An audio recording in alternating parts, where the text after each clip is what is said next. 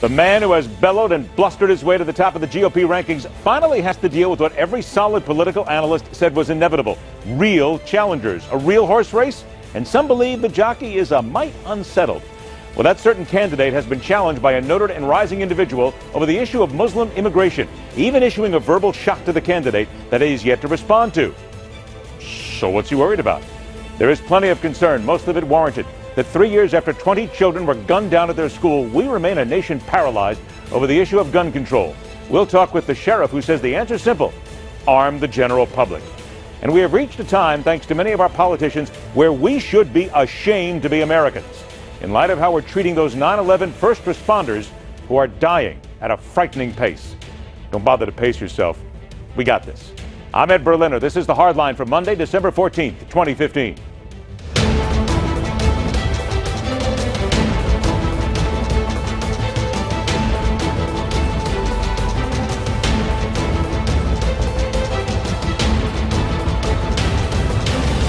I don't want them coming into this country. I don't want them, because we don't know who they are. We don't know who they are. Them with their printing presses that now do the forged passports. Okay, you heard about that. For the final time this year, Republican presidential candidates will gather together and seek to curry your voting favor. Fitting that it will emanate from a land where so many hopes have gone to die in the desert, where entire fortunes have been laid waste by one too many rolls of the dice, and where hucksters, card sharks, and con artists chart the course of innocent lives every day with a smile, a handshake, and have you wondering where your rings on your fingers disappeared to. Crews rising, Trump bellowing, polls fighting for space, anticipating what in the minds of many Americans should be the one and only hand being dealt by the debate dealers: national security. So let's spin the big prize wheel and see where it will all land Tuesday night in Las Vegas.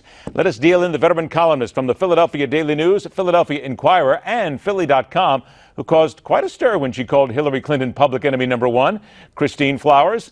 Also at the table, the former NYPD commissioner who intimately understands the need to have someone running this nation with a firm grasp on how to defeat terrorism at so many levels, Bernie Kerik. I want to thank you both for being here because we have a lot to talk about and an important night coming up in Las Vegas. I tell you what, Bernie, let me begin with you, because Donald Trump said in that soundbite that we've heard so often, Muslims this, printing new passports now, coming into our country, doing everything they can. When you hear something like that, do you, in your intimate knowledge of security, do you agree with them and believe that that is the single biggest issue that we've got to focus on right now with these candidates? You know what, Ed, I wouldn't agree with him on all Muslims, but I absolutely agree with him on the fact that we need a proper vetting process for people coming into this country. We have to consider that we don't know where they're coming from in Syria as far as the refugees go. ISIS has taken over the northern part of Syria, including those government offices that have passports, residency documents, so forth and so on.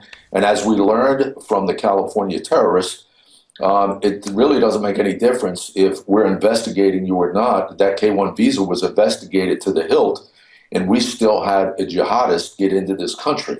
That being said, I think Donald Trump's concerns are the same concerns as many Americans in this country. We have to be safe. So, Christine, obviously there is a concern here. We get it. There should be a concern right now. But let me bring to the attention, I'm sure you've seen it as well, in the New York Times, they did a whole Pinocchios issue looking at the candidates as we get ready for Tuesday's debate. And they found that Donald Trump has more four Pinocchios, which sometimes can be the pants on fire version, than any other candidate, far and above. So, but when you look at that, you talk to the people, you're out there gauging what people are saying right now and what that general feeling is. How can they go with it when there is that huge gulf there that says that he stretches the truth far too often, yet we know that we need to be better on national security? You know what it is, Ed, and Commissioner Kerik actually pointed it out. There's a kernel of truth in what Donald Trump is saying, and he's appealing to that sense that we all have of we need to be more secure, we need to do something, we need to be proactive. But the way he's gone about it, he's actually diverted attention from what we really can do.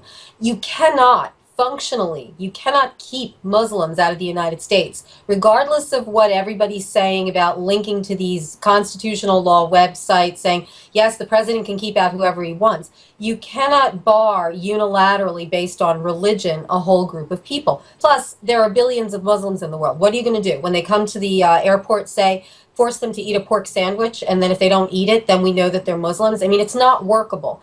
The thing, though, that I think that attracts a lot of people to Donald Trump is that he doesn't get into the niceties or the nuance. He actually goes to, he addresses our fundamental fears, and that is that we don't have a system that's protecting us, that's vetting us. And with respect to that K-1 visa, I've done K-1 visas in the past, and they usually are vetted much better than this one happens to have been. I can't imagine how they weren't able to coordinate the fact that she made up an address or that she was living at an address that she did. Okay, so let's go there. That's a good place to stop right now and move there, because you're talking about Tashfeen Malik. She apparently passed 3 background checks by the American immigration officials, said she supported jihadism, said she wanted to be a part of it. Had they found it years ago, they might have kept her out of the country.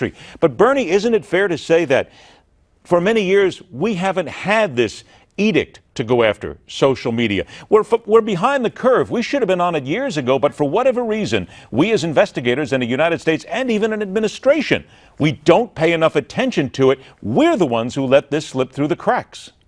You know what, Ed, we did. We're on top of it. Look, take it back to September 10th of 2001. We're in much, much better shape today in the intelligence community than we were then, and we get better constantly.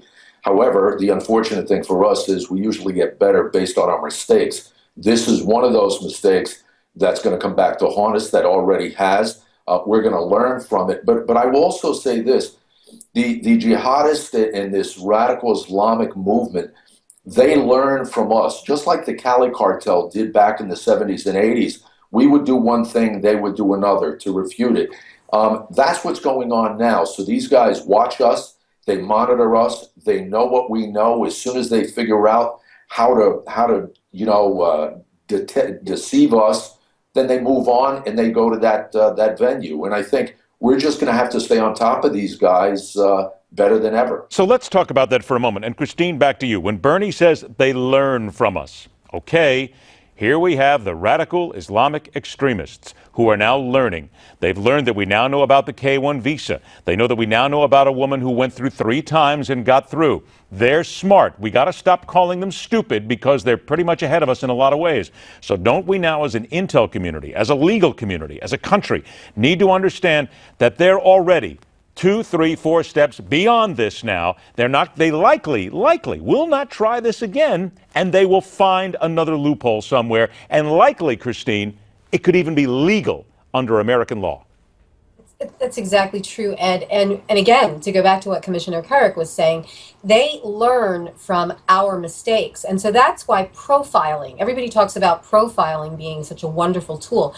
To a certain extent, it is. But when Donald Trump talks about keeping all Muslims out of the United States, he's talking about this profile, that this preset profile that he has. And when you do that, you are basically saying, okay, we're going to look for this, but we're not going to look for this over here. And so you're basically teaching your enemies how to get around your security system. So I think it's extremely important to, as you said, know that these are smart individuals. These are not people, and the majority, and I would say, and this goes back to the old immigration debate, the majority of the individuals who have caused mayhem and havoc in the world entered their countries lawfully, legally. They weren't illegal entrants across borders to the south or the north of the United States. They came in with visas. The jihadists on 9/11 came in with student visas, which is unbelievable to me. A lot of individuals are also U.S. citizens who've been radicalized. So you have to be smart in these security endeavors. Okay, so let me take this then. I got about a minute left, and Bernie, to you. I'm going to get both of your answers here. So quick, Bernie, from you, 30 seconds. The debate comes up on Tuesday night.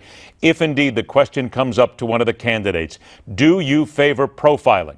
Is it not fair to say that if the individual, whoever the candidate is, knows what the reality of the situation is and what this country has become and how the bad guys are coming after us, that candidate would have to say yes? I think most of them have to say yes. They don't have no choice. It's not about religious profiling. It's not racial profiling. It's criminal terrorist profiling. just like Israel. It's going to have to be done at some point, or we're going to lose this battle. So, Christine, the same thing then to you, and I know that you're looking at it also from the legal standpoint, but if a candidate's going to be honest, they're going to say it is the only way, or one of the one or two ways that we can keep ourselves safe is we have to profile. You can profile to a certain extent. I don't think profiling is a useless tool. But again, you have to do it intelligently, and you do have to do it within the limits of the law. Otherwise, we are undermining our own civil liberties because we're afraid of somebody coming in and destroying the government that protects those civil liberties.